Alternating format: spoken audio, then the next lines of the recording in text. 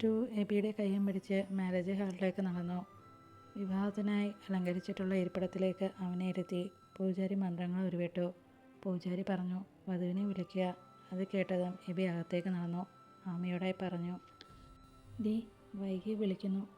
ആമിയും മേരിയും ആമിയുടെ നാത്തൂന്മാരും താലവും എടുത്ത് വൈകിയുമായി പുറത്തേക്ക് വന്നു. മണ്ഡപത്തിന് ചുറ്റും 3 പ്രാവശ്യം വലം വെച്ച് വൈകിയെ ധ്രുവിൻ്റെ അടുക്കലേക്കായി ഇരുത്തി. പൂജാരി പൂജിച്ച താലിച്ചരട് എല്ലാവരുടെയും അനുഗ്രഹത്താൽ ധ്രുവ് വൈകിയുടെ കഴുത്തിലേക്ക് ചാർത്തി. വിവാഹത്തിന് വന്നിട്ടുള്ള ഗസ്റ്റിനെയെല്ലാം വൈകിയുടെ കൈയും പിടിച്ച് ഓടി നടന്ന് പരിചയപ്പെടുത്തി കൊടുക്കുകയാണ് ധ്രുവ്. വന്നവർക്ക് ഗംഭീര ഹിന്ദുക്കളുടെ സ്റ്റൈലിലുള്ള ഊണ് കേരളത്തിലെ തന്നെ ഫേമസ് ആയിട്ടുള്ള കാറ്ററിംഗുകാരെ കൊണ്ട് റെഡിയാക്കിയിരുന്നു കുര്യൻ. അതിലൊരു കുറവും ആരും പറഞ്ഞതുമില്ല. എല്ലാവരും ഊണ് കഴിഞ്ഞതും ധ്രുവിൻ്റെ വീട്ടിലേക്ക് തിരിച്ചു. 2 കാറിൽ അവിടേക്ക് എല്ലാവരും എത്തുമ്പോൾ മേരിയും ആമിയും അഞ്ജുവും അവരെ സ്വീകരിക്കാൻ എല്ലാ തയ്യാറെടുപ്പുകളും നടത്തി അവർക്കായി കാത്തു നിൽക്കുകയായിരുന്നു. ധ്രുവ് ഡോർ തുറന്ന് പുറത്തേക്കിറങ്ങി. വൈകിക്ക് ഡോർ തുറന്നു കൊടുത്തു. അവളുടെ കൈയും പിടിച്ച് ധ്രുവ് അകത്തേക്ക് കയറി. അഞ്ജു അവരെ രണ്ടാളെയും ആരതി ഒഴിഞ്ഞു. മേരി കത്തിച്ച നിലവിളക്ക് വൈകിയുടെ കയ്യിലായി കൊടുത്തു. അവളോടായി പറഞ്ഞു, ഇനി നീയാണ് ഈ വീടിൻ്റെ ഐശ്വര്യം. വൈഗ ആ നിലവിളക്ക് കൈകളിലേക്ക് വാങ്ങി പൂജാമുറിയിലേക്ക് നടന്നു. ചടങ്ങുകൾ കഴിഞ്ഞതും മേരിയും കുര്യനും യാത്ര പറഞ്ഞ് അവിടെ നിന്നും ഇറങ്ങി. രാത്രിയായതും അഞ്ജു ആമിയും വൈകിയെ സെറ്റുമുണ്ട് ഉടുപ്പിച്ച് അണിയിച്ചൊരുക്കി. ആ ഒരു ഡ്രസ്സിൽ അവൾക്ക് കൂടുതൽ ഭംഗി കൂടിയതുപോലെ അവർക്ക് തോന്നി. ആമി വൈകിയോടായി ചോദിച്ചു, ഡി വൈകെ, നിനക്ക് ടെൻഷൻ ഉണ്ടോ ഡി? ആമി ചോദിച്ചു. അതിന് വൈഗ അവളുടെ കൈ ആമിയുടെ കൈയുമായി ചേർത്ത് വെച്ചു. എന്നാടി ഇത്, വല്ലാണ്ട് കിടന്ന് വിറയ്ക്കുന്നുണ്ടല്ലോ. അത് കേട്ടതും അഞ്ജു ഒന്ന് ചിരിച്ചു. ആമി പറഞ്ഞു, ചിരിക്കണ്ട 2 ദിവസം കഴിഞ്ഞാൽ പിന്നെ മോളും ഇതുപോലെ നിന്ന് വിറയ്ക്കും. അത് കേട്ടതും അഞ്ജു ഇല്ലാത്ത നാണം മുഖത്തായി അണിഞ്ഞു. പിന്നെ എനിക്ക് ആകെയുള്ളൊരു സമാധാനം കുറച്ച് മാസമെങ്കിലും എനിക്ക് ഗ്യാപ്പുണ്ടല്ലോ എന്നാണ് ആമിയുടെ രോദനം. വൈകിയുടെ കയ്യിൽ പാൽ ഗ്ലാസും കൊടുത്ത് അഞ്ജു ആമിയും മുകളിലേക്ക് നടന്നു. വൈഗ, ഡി ഇതെന്തിനാ ഈ പാലൊക്കെ? വൈഗ ചോദിച്ചു. നിൻ്റെ കുഞ്ഞമ്മയ്ക്ക് കൊടുക്കാൻ, നടക്കടി അങ്ങോട്ട്. ഒരിള്ളാവാവ. അതും പറഞ്ഞ് അഞ്ജു ആമിയും വൈകിയെ ധ്രുവിൻ്റെ റൂമിലാക്കി വാതിലടച്ചു. ധ്രുവ് അവിടെ അവളെ തന്നെ കാത്തു നിൽപ്പുണ്ടായിരുന്നു. വൈകിയുടെ നിൽപ്പും മുഖവും കാണുകെ ധ്രുവ് അവളോട് ചോദിച്ചു, വൈഗ നിനക്ക് ടെൻഷനുണ്ടോ? അത് കേട്ടതും അവൾ മുഖം ഉയർത്തി അവനെ നോക്കി.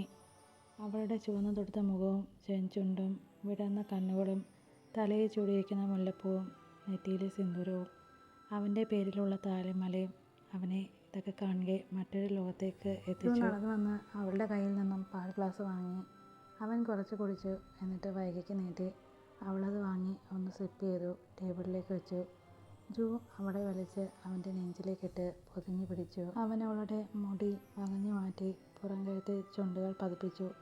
വൈകി ഒന്ന് നീങ്ങി അവൻ്റെ മുതുകിൽ ചുറ്റിപ്പിടിച്ചു. ധ്രുവ് പതിയെ അവളുടെ പുറമേനിയെ തഴുകി.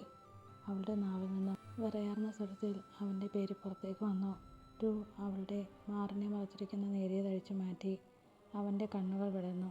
ബ്ലൗസും മുണ്ടും മാത്രമാണ് അവളുടെ ഇപ്പോഴത്തെ വേഷം. അവൻ അവളെയും എടുത്ത് ബെഡിലേക്ക് നടന്നു. അവളെ പതിയെ ബെഡിലേക്കായി കിടത്തി. അവൻ അവളുടെ മേലിലായി കയറി കിടന്നു. അവൻ അവളുടെ കണ്ണുകളിലേക്ക് നോക്കിക്കൊണ്ട് തന്നെ അവളുടെ ചുണ്ടുകളെ അവൻ്റെ ചുണ്ടുകളുമായി ചേർത്തു. പതിയെ നുണഞ്ഞു. അവിടെ നിന്നും അവൻ്റെ ചുണ്ടുകൾ താഴേക്ക് സഞ്ചരിച്ച് അവൻ്റെയും ശേഷിച്ച വസ്ത്രം വേർപെടുന്നതറിയെ വൈകയിൽ പുതുവികാരങ്ങൾ ഉടലെടുത്തു. അവൾ അവനിലേക്ക് കൂടുതലെടുത്തു. തൊട്ടും തലോടിയും അവൻ അവളെ ഉണർത്തി. അവൻ്റെ പല്ലും നാവും നൽകുന്ന വേദനയിലും നോവിലും അവൾ അവനിലേക്ക് അടിമപ്പെട്ടു. അവളുടെയും അവൻ്റെയും സൽക്കാരങ്ങൾ അവിടെയായി ഉയർന്നു. അവൻ അവളിൽ ആധിപത്യം സ്ഥാപിക്കുമ്പോൾ അവളിൽ നിന്നും കരച്ചിൽ ചീളുകൾ പുറത്തേക്ക് തെറിച്ചു. ധ്രുവ് അവളുടെ ചെവിയിലായി പറഞ്ഞു, ഒട്ടും പറ്റുന്നില്ലേ മോളെ നിനക്ക്? അതിന് അവളൊരു പുഞ്ചിരി അവന് സമ്മാനിച്ചതും അവളിലെ പെണ്ണുടലിനെ സ്വന്തമാക്കി ഒരു കിതപ്പോടെ അവൻ അവളുടെ മാറിലേക്ക് ചാഞ്ഞു. അവളുടെ കൈകൾ അവനെ അവളിലേക്ക് ചേർത്ത് പിടിച്ചു. ആമിയുടെ റൂമിൻ്റെ വാതിലിൽ മുട്ടുന്ന സൗണ്ട് കേട്ടതും അവൾ ഡോറ് തുറന്നു. എബി പല്ല് മൊത്തത്തിൽ കാണിച്ചുകൊണ്ട് ഒരു എളി പാസാക്കി. എന്താ? ആമി ചോദിച്ചു. അല്ല, നമ്മുടെ എൻഗേജ്മെൻറ്റ് കഴിഞ്ഞ സ്ഥിതിക്ക് ഒരുമിച്ച് കിടക്കാൻ പാടില്ല എന്നുണ്ടോ? ആമി എന്തോ എങ്ങനെ? ഡി ആമി കൊച്ചേ, ഞാൻ ഇത്രയും ദിവസം ധ്രുവിനെ കെട്ടിപ്പിടിച്ചാണ് കിടന്നത്. ഇപ്പോൾ അവനവൻ്റെ വൈകിയുണ്ടല്ലോ. പാവം, എനിക്ക് മാത്രം ആരുമില്ല. എബി ചുണ്ട് പിളർത്തി നിഷ്കൃഭാവം ഇട്ടു. ഒളി കണ്ണുകളുകൊണ്ട് ആമിയൊന്ന് നോക്കി. അവിടെ ഒരലിവുമില്ല. ആണോ? അതാണോ നിന്റെ വിഷമം? ഓക്കെ, വഴിയുണ്ടാക്കാം. അത് കേട്ടതും എബി റൂമിലേക്ക് കയറാൻ പോയി. അവൾ പറഞ്ഞു, അങ്ങോട്ടേക്കല്ല, ഇങ്ങോട്ടേക്ക്. കിച്ചൺ ചൂണ്ടി ആമി പറഞ്ഞു. അവിടെ മത്തായിച്ചൻ്റെ റൂമുണ്ട്. പാവം, അവിടെ ഒറ്റയ്ക്കാണ് കിടക്കുന്നത്. ഒരു കൂട്ട് കിട്ടിയാൽ നല്ലതല്ലേ ആ പാവത്തിന്? എബി മനസ്സിലായി പറഞ്ഞു. ഏറ്റില്ല. പോടി, നീ ഒരു കാലത്ത് നന്നാവില്ല. അതും പറഞ്ഞ് പിണങ്ങിക്കൊണ്ട് എബി തിരിഞ്ഞു നടന്നു. രാവിലെ ധ്രുവാണ് ആദ്യം എഴുന്നേറ്റത്. അവൻ ഫ്രഷായി ഒരു ടീഷർട്ടും പാൻറ്റും ഇട്ടു. വൈകിയുടെ അടുത്ത് വന്ന് അവളുടെ മുഖത്തേക്ക് തന്നെ അങ്ങനെ നോക്കിയിരുന്നു. കുനിഞ്ഞു വന്ന് അവളുടെ ചുണ്ടിലൊന്ന് മുത്തി മാറി. ധ്രുവ്.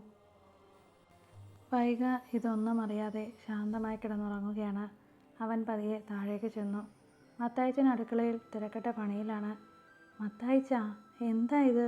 പുറത്തുനിന്ന് ഫുഡ് വരും. പ്രത്യേകിച്ച് ഇവിടെ ഒന്നും ചെയ്യേണ്ട. അത് കേട്ടതും അയാൾ പറഞ്ഞു, ഏയ് ഒന്നുമില്ല മോനെ, ഇവിടെയൊക്കെ ഒന്ന് ഒതുക്കുകയാണ്. ധ്രുവ് കിച്ചണിലേക്ക് കയറി ചായ ഉണ്ടാക്കാൻ തുടങ്ങി. മത്തായി പറഞ്ഞു, മോനെ, ഞാൻ ഉണ്ടാക്കി തരാം. ധ്രുവ് പറഞ്ഞു, വേണ്ട മത്തായിച്ച, ഇതെൻ്റെ ഭാര്യയ്ക്ക് വേണ്ടി ഞാൻ ഉണ്ടാക്കുന്നതാണ്. അത് മത്തായിച്ചൻ പോയി റെഡിയാവും. പോകണ്ടേ നമുക്ക്? ധ്രുവ് ചായയുമായി ചെല്ലുമ്പോൾ വൈഗ വാഷ്റൂമിലായിരുന്നു. അവൾ ഒരു കുളിയും പാസാക്കി ടവലും ചുറ്റി പുറത്തേക്ക് വന്നു. വൈകിയെ കാണുകെ ധ്രുവ് മനസ്സിലായി പറഞ്ഞു, രാവിലെ ഇവളെൻ്റെ മൂഡ് മാറ്റുമോ? വേണ്ട, ഇനി ഒന്നുകൂടെ എൻ്റെ പെണ്ണ് താങ്ങില്ല. അവൻ തലയൊന്ന് കുടഞ്ഞ് ചേഞ്ചിങ് റൂമിലേക്ക് നടന്നു.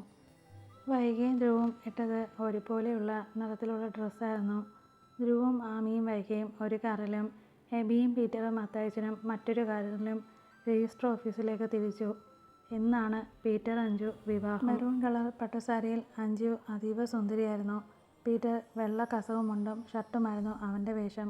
രണ്ടാളും രജിസ്റ്ററിൽ ഒപ്പുവെച്ച് പരസ്പരം ഒന്നാകുമ്പോൾ എബി അത് അവൻ്റെ ഫോണിലെ ക്യാമറയിലേക്ക് പകർത്തുന്നുണ്ടായിരുന്നു. അഞ്ജുവിൻ്റെ അമ്മയും മത്തായിച്ചൻ്റെയും അനുഗ്രഹം വാങ്ങി പീറ്ററും അഞ്ജുവും എല്ലാവരുമായി വീട്ടിലേക്ക് തിരിച്ചു.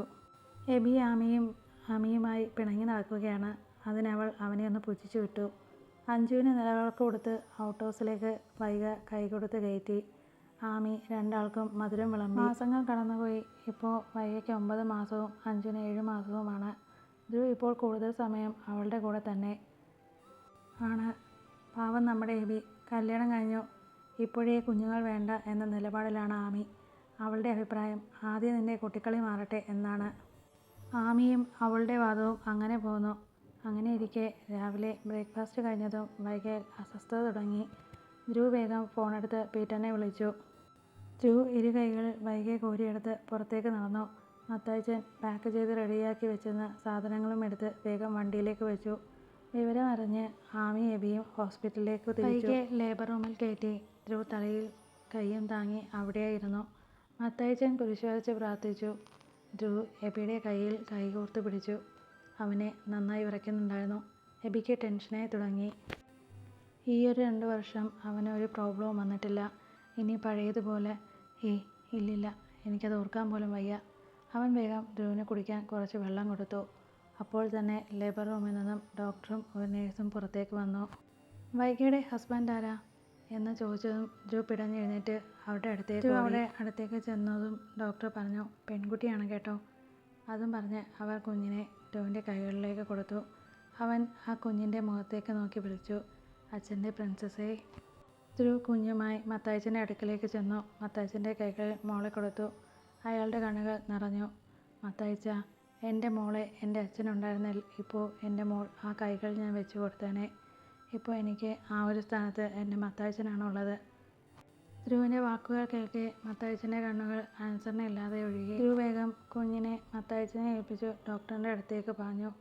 ഡോക്ടർ, വൈഗ അവൾക്ക് എങ്ങനെയുണ്ട്? ഡോക്ടർ പറഞ്ഞു, വൈഗ ഓക്കെയാണ് ധ്രുവ്. അതും പറഞ്ഞ് അവർ അകത്തേക്ക് പോയി. എബി ഫോണെടുത്ത് എല്ലാവർക്കും മെസ്സേജ് അയച്ചു. ധ്രുവിൻ്റെ ഓഫീസിൽ തങ്ങളുടെ സിഇഒയ്ക്ക് പുതിയ അവകാശി വന്നത് ആഘോഷിക്കുമ്പോൾ കുര്യനും ഭാര്യയും തങ്ങളുടെ കൊച്ചുമകളെ കാണാനും നെഞ്ചോട്ട് ചേർക്കാനും ഹോസ്പിറ്റലിലേക്ക് തിരിച്ചു. ഇന്നത്തെ കഥയോടുകൂടി എൻ്റെ തൂലിക അവസാനിക്കുകയാണ്. നാളെ അതിമനോഹരമായ ഒരു കഥ ആരംഭിക്കുകയാണ്. എല്ലാവരുടെയും അനുഗ്രഹത്താൽ മാത്രമേ എനിക്ക് മുന്നോട്ട് പോകാൻ സാധിക്കൂ. നിങ്ങളുടെ സപ്പോർട്ട് എൻ്റെ കൂടെ ഉണ്ടാകണം.